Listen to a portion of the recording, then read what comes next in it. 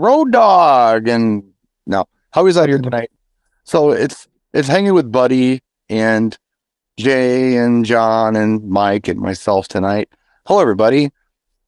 And I don't know what we're going to talk about tonight, but tonight's show is brought to you by DJ Event Planner. Check them out along with our other sponsors that you can see in the description of this video. Thank you, DJ Event Planner. Thanks, Troy. How's everybody doing tonight? Doing good. Okay. What would you like to talk about tonight? Nobody knows. Excellent. Awesome. So I got a topic. Kind of, sort of. I'll just tell you what happened to me this weekend, and I want your feedback on it. Okay. I've got everybody here. You guys can tell me what you think about this. Okay, so I took this sports bar event for Friday night. Pays good. A friend of mine, who I used to work with at Potawatomi, contacted me early in the week, and he said, "Hey, this place." So under new management, they're not really sure what they're doing. They're kind of new with this. They have bands on Saturday. They're trying DJs on Fridays. They're having a hard time getting a DJ in there who can, play music and not cause problems and all that. I thought of you. Can you take care of them on Friday night from 9 to close? Close is like 2. And I'm like, sure, yeah, no problem. And then I got back to it later and said, okay, well, what's going on? He says, yeah, it's a done deal. Just show up on Friday. And the guy's name is, told me the guy's name. He was really nice. And yeah, it's like show up and just bring your laptop and a mixing board and go. So I thought, well, I need direction on this. What's going on here? I decided that I should probably go in early to say hello and find out, what's going on and look at the system, what I got to plug into, maybe get an idea of what they're looking for. So I showed up early. I think I got there at 7:20. I wasn't supposed to start until 9. The gentleman who I was supposed to be in contact with was not there and did not come that night at all. I talked to a bartender who wasn't sure what was going on, and also a bouncer that wasn't really sure what was going on. Really nice people, though. So like, well, okay, we got to start at 9. I'm going to take the bull by the horns. So I went up into this DJ booth, and there was a MacBook Pro plugged into this band mixer that was playing like a Spotify playlist, just during the day or whatever. And I asked the bouncer, I'm like, well, whose computer is this? He says, ow, that one belongs to the bar. Just unplug it. Plug your stuff in. So I did.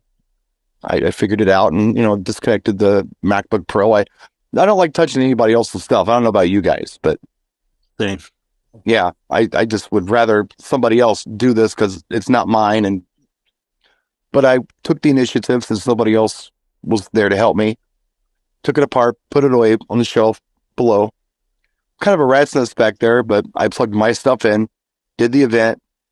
Everybody was happy. Bartenders, bouncers. The owner's wife was there. I found out later as was one of the bartenders. She was very nice afterwards. She paid me, and I came home feeling pretty good about everything. So I got a text message the next morning from my friend who took this job up for me. It said the owner was really pissed off at me because I unplugged everything behind that TJ booth and didn't plug anything back in. Well, the only thing I unplugged was a laptop. The power supply for it, the lead to it. And I was trying not to mess with their stuff anymore than I had to. You know what I mean? I was trying to be respectful of the stuff. I didn't know how they wanted it plugged in. I didn't. So now I've got this guy kind of upset with me, and I felt bad about it for a while. And then I started to not feel bad about it because I didn't have anybody there to give me any direction anyway. If they wanted to plug back in, they could have told me they wanted to plug back in. What are your thoughts on this? What are your thoughts? Like you said, I don't touch anybody else's equipment. And I hate it. I hate that. I would have went up to one of the barmaids or the bouncers and say, hey, listen, you gonna plug it? I mean, you know this area, you know whose it is. Do what you got to do with it. As for the owner being pissed at. Yeah, I wouldn't worry about that. Believe me, because hey, they left you there with everything plugged in. You got to do something to take care of it. And Yeah. that's how I would go. I will tell you that I didn't want to move it at all, but I had to because there was no room to put anything up without moving it. It was a very limited space in that booth. So I would have loved to have just left it hooked up and put it aside and got into a channel in the band mixer, but I couldn't. There was no room to do that. Yeah. But He was upset that it was left disconnected. He's probably not all of that tech savvy that he could put it right, back together and know how it was wired up in the first place. right. He's used to going in, seeing it there, hitting a button and it plays. Yes. If you're going to tear it out, usually at the end, just put it back. Would be the only step that you would have done differently. But retrospectively, you didn't know that at the time. You thought whoever opens in the morning sets it up, plays the Spotify. But I figured they know how to plug their own laptop in. yeah, if you knew they were challenged in that regard, you would have put it back. But no one was there to tell you, and that's not on you. Here's the sad part in it, and Jay will love this. It was the first time I've ever touched a MacBook Pro, let alone shut one down. I had no idea what I was doing. Like, this is not like a Windows machine. Apparently, yeah. Yeah, right, Jay? I found the power button. I didn't want to mess anything up. I pressed that, everything went off.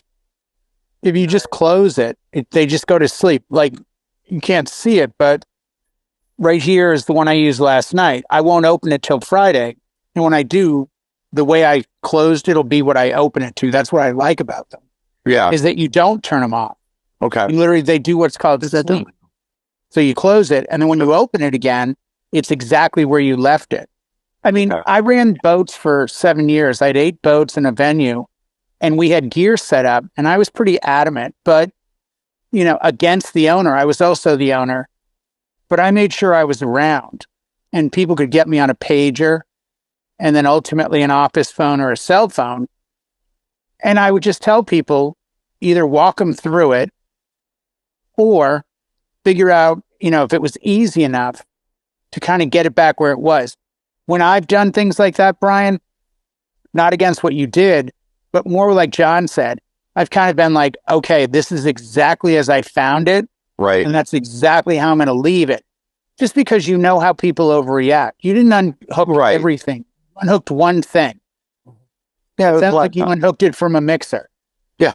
So it's one thing. It's not everything. But no, it wasn't. But that's what he said. If he doesn't know, put yourself in the owner's spot. You don't know anything about a MacBook Pro. You come in and open it and it's shut off. He's used to coming in, opening it, and there's Spotify. Yeah.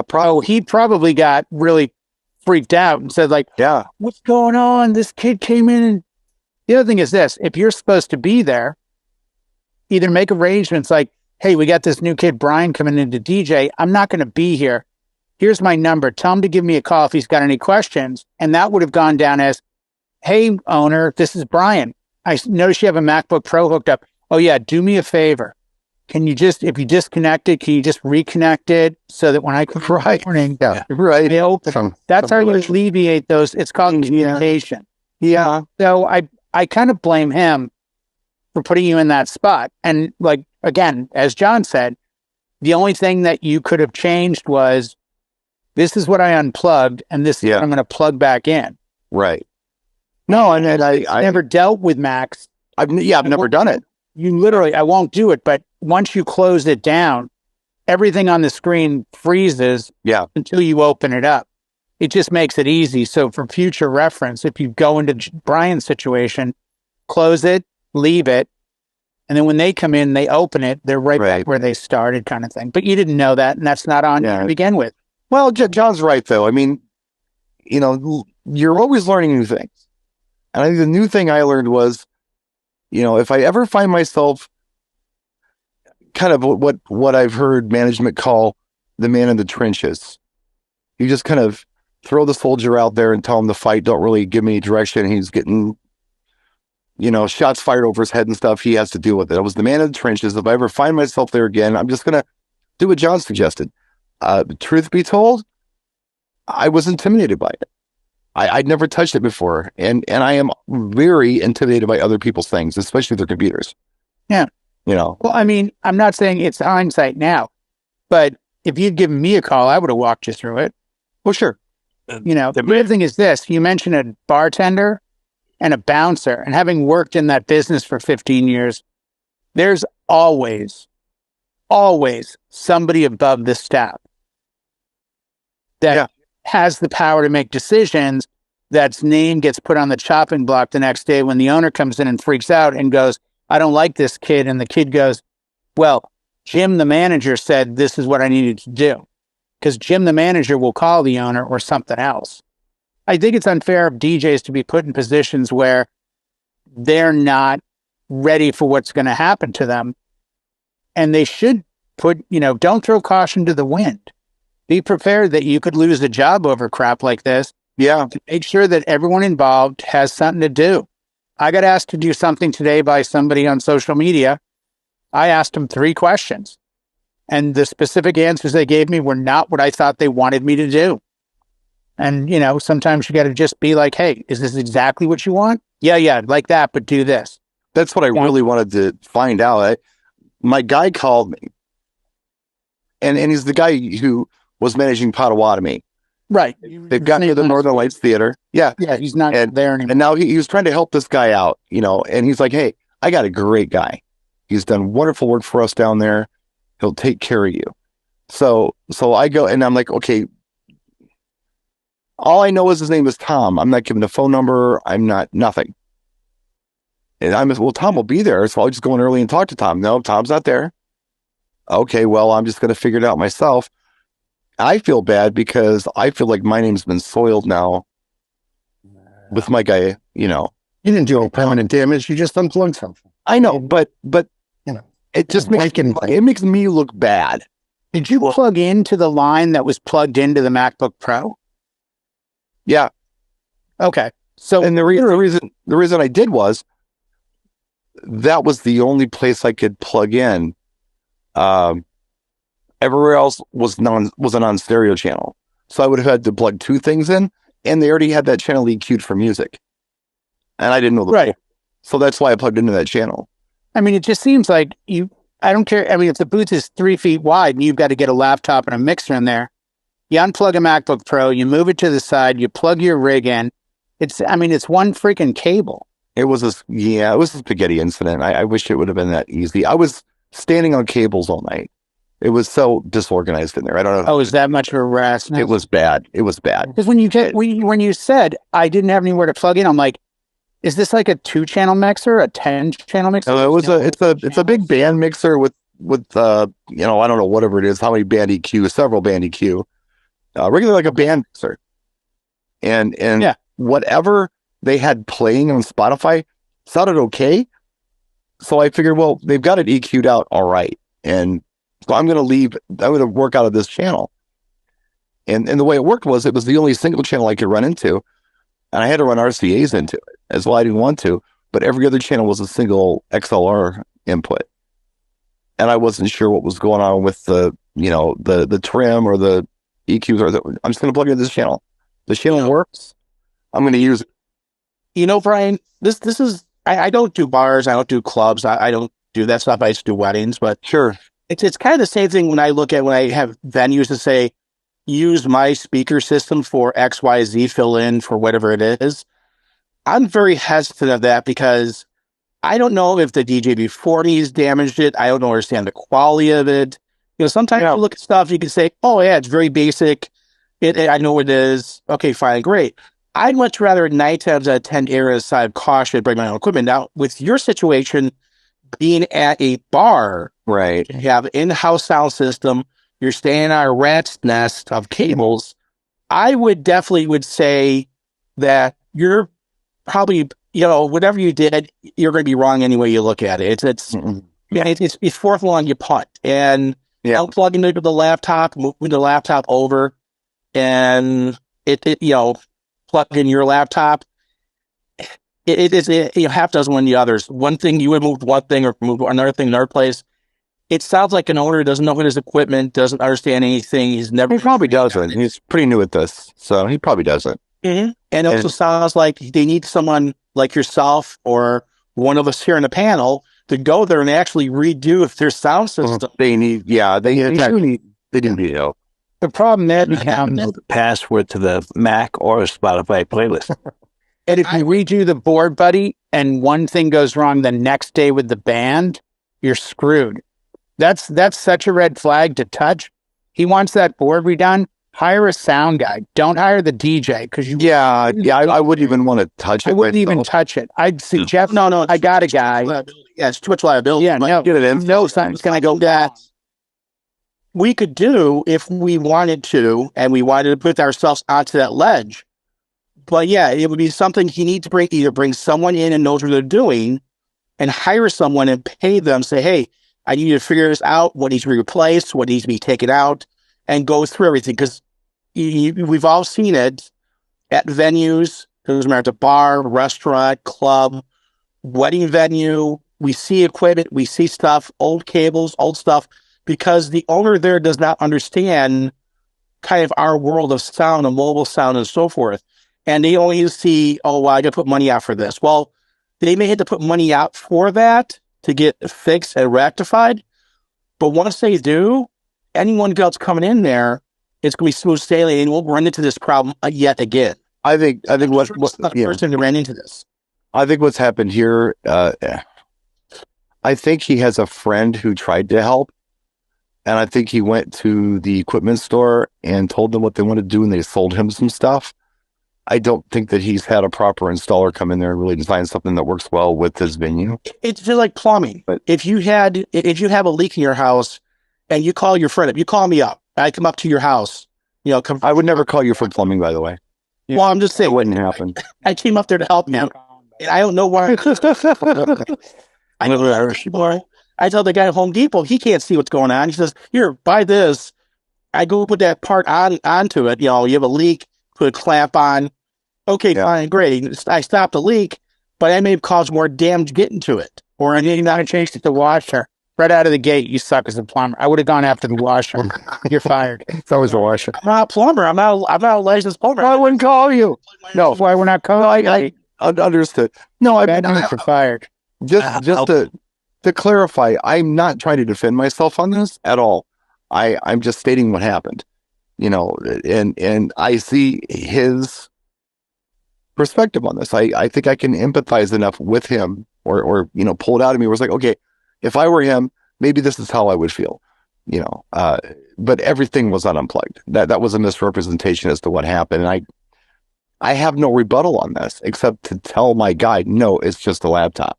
Him, it's that way because he couldn't get it to work again. That's Right. And he's just frustrated. But I don't know that he understands how bad this makes me look to my guy. And I think you can still mend this fence. I think it's worth a phone call to the Tom character and say, I don't know talk to you about phone number. This is what I'm trying to tell you. Oh. I don't have anything. And I'm quite call the blind on it. Get it from the wife. And drive over. Get it from the wife. Well, I wouldn't know his face if I saw it. I would Find out to be when he's in the building through the bar. Call the bar and they're like, "Oh yeah, he's going to be here till 5." Get in the Suburban and haul ass over there. Walk in and go like, "Hey, I'd like to speak with Tom." "Hey Tom, I'm Brian. I'm the DJ that was here last week. Here's what happened. I understand that you weren't happy with things, and I want to try my best to make amends in this and let you know I'm a professional. And if I did something wrong, I'm here to own up to it. But this is exactly what I did. I unplugged this. I moved this.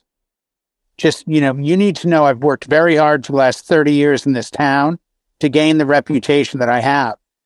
And as such, I'm here man to man to let you know." And I guarantee once the bite and sting comes out of him, he'll be fine. I had a guy work for the owner of the club call me at the club the next morning when I opened and say, or leave a note on the phone, "Jay, second you get in this place, call me immediately, Bob." So I'm like, hey, Bob, it's Jay.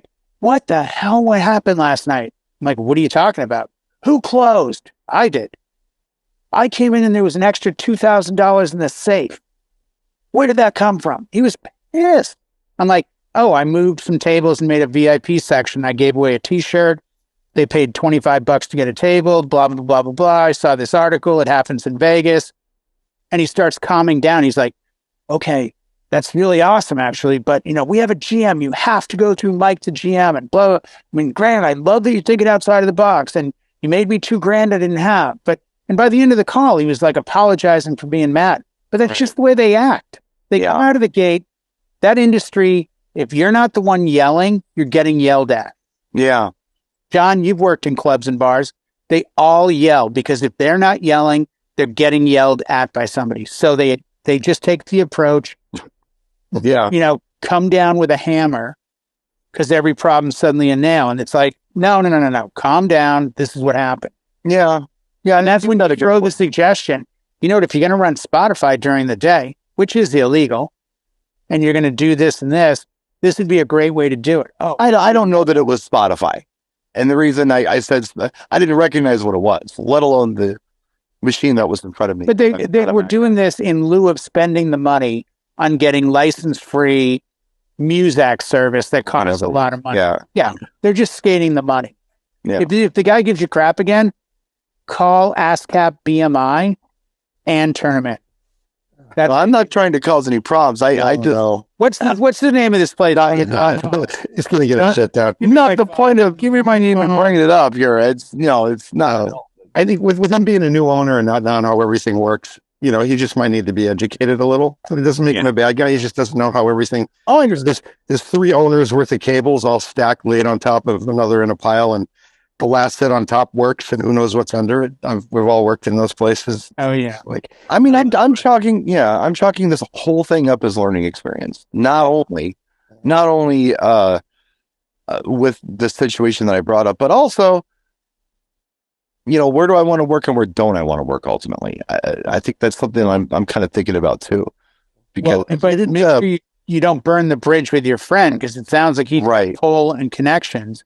Oh yeah, he does. If you go in there with hat in hand for no other reason, do it to protect the relationship, because then you can put him on blast and say, hey, Bob, I went down and talked to Tom, let him know how everything went down, this and that. I feel terrible, but you know me well enough to know I've never gone into a place and upset the ruttings of it. I wish I had his number. I could have given him a call. You would have had that too. You would have avoided the whole thing if you had the FaceTime. I'm not trying to assign blame somewhere off of me either. I'm trying to have empathy for this, but then I'm also, I'm remembering, as Jay has pointed out, I'm remembering the politics.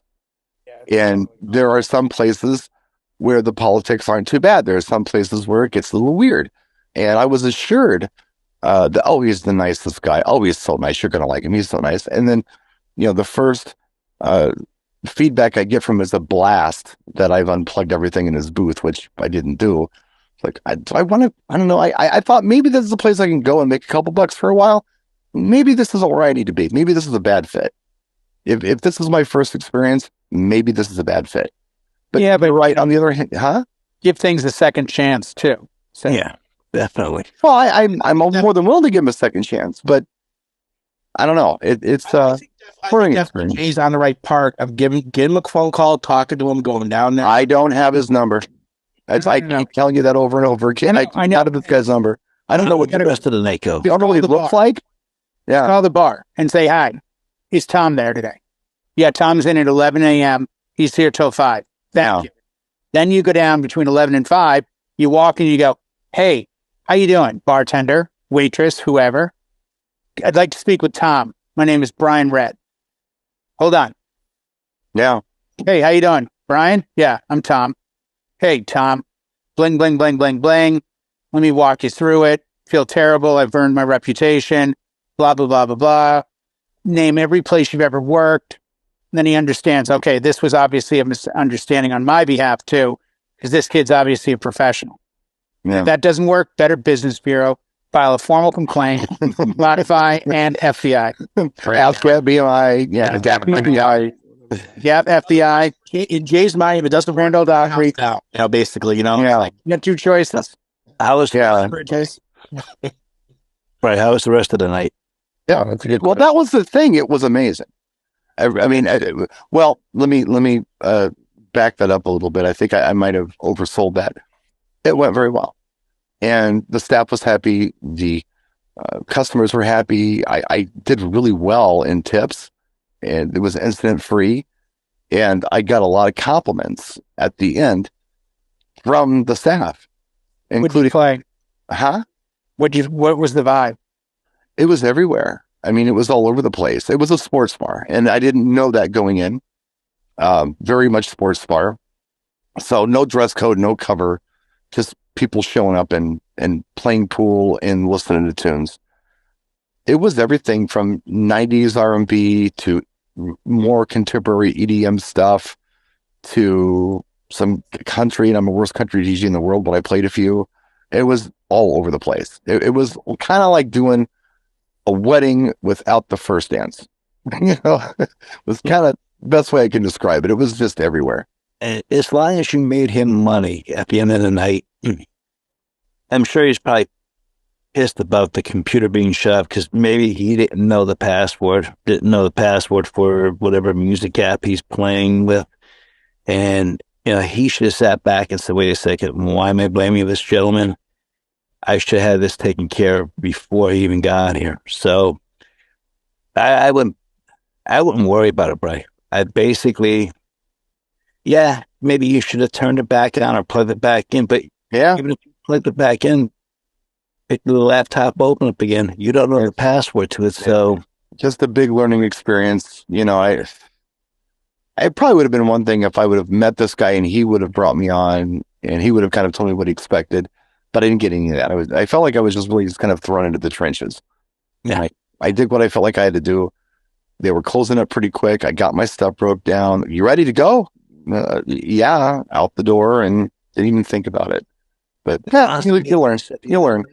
It's hard to get trial by fire, especially if you want to, your first time there, you want a good impression. You did what you're supposed to do. It's like anything else. Your first time out, you hit a lot of home runs, but also you also get a lot of strikes too. And that's all you heard about was the strike. And that's the bummer too. But that's all he knows because he wasn't there.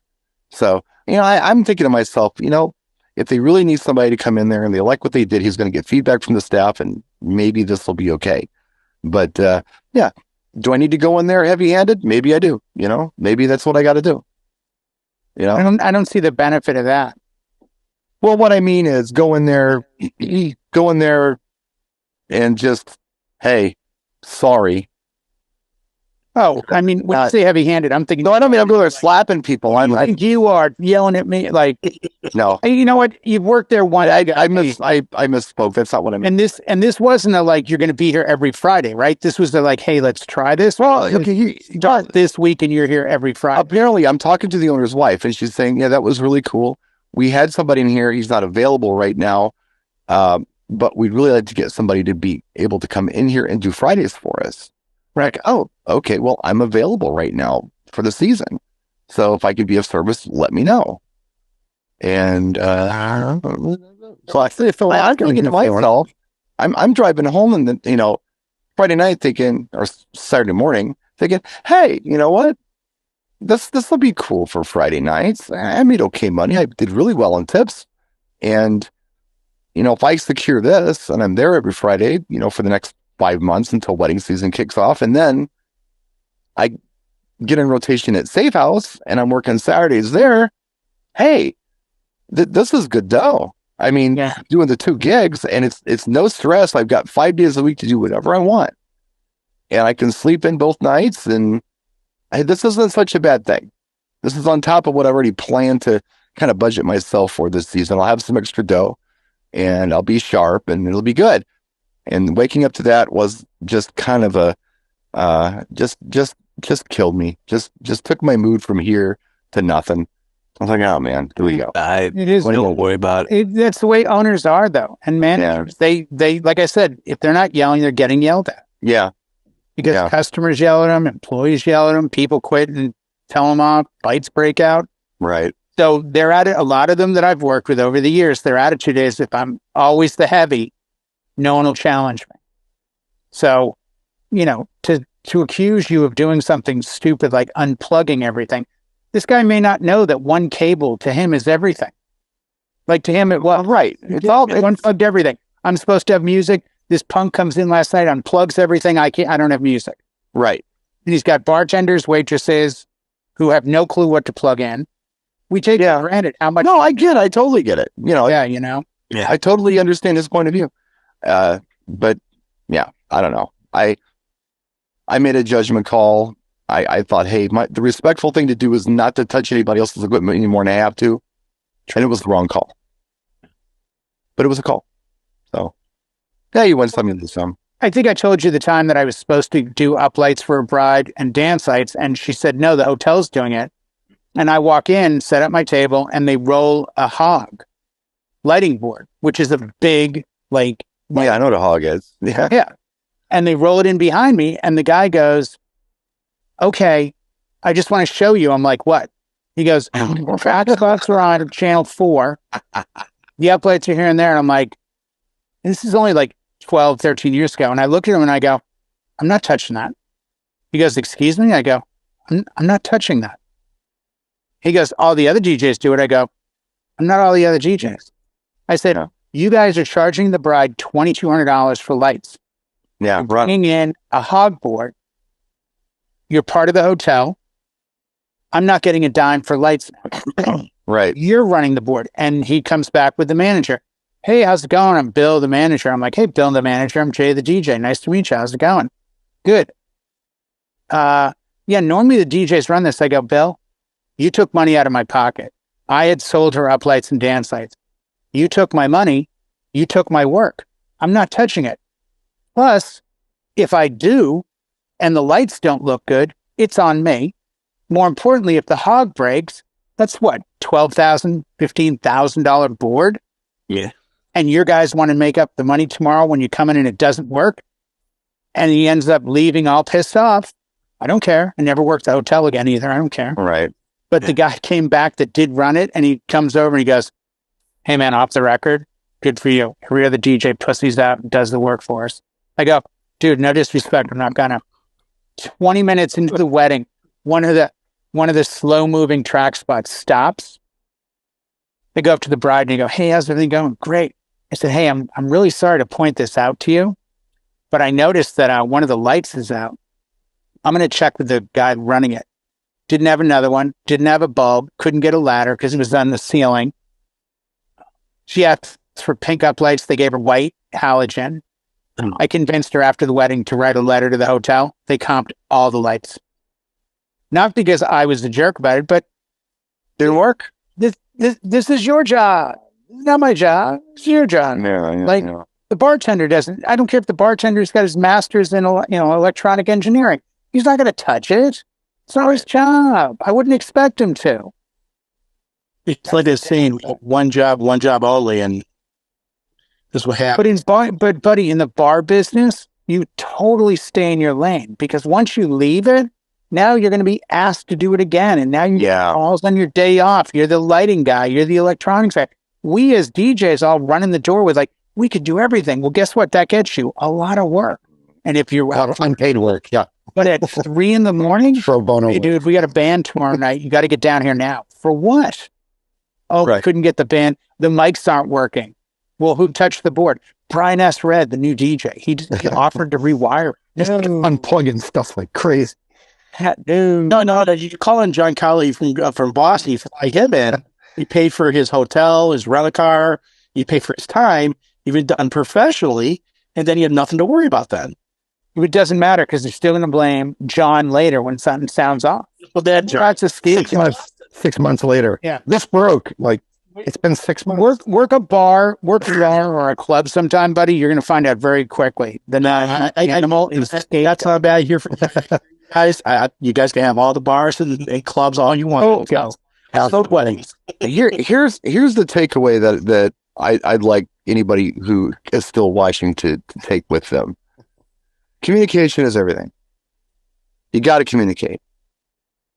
If for some reason you end up in a situation like mine where you're not able to communicate as much as you'd like to communicate, then you really got to use your best judgment. It's not always going to be right, but at least you tried. But communication is very important. Very true. So, Yes. I mean, push for it. I pushed for it as hard as I felt like I could. I wasn't getting anywhere with it. So I said, okay, fine. We'll just go in there and figure this out. And yeah, but I don't know. Do your best. Do your best. It's I the don't best, know. man. Show must go on. Hook the MacBook back up. That's what you can do. Reconnect. Like a punt. And I mean this clearly. I think a lot of us, including me, are famous for like, oh, I'll answer this later. Let me get back to him. I think probably everyone in this room will understand this. When I see another DJ call me on a Friday or a Saturday night, I answer as quickly as I can.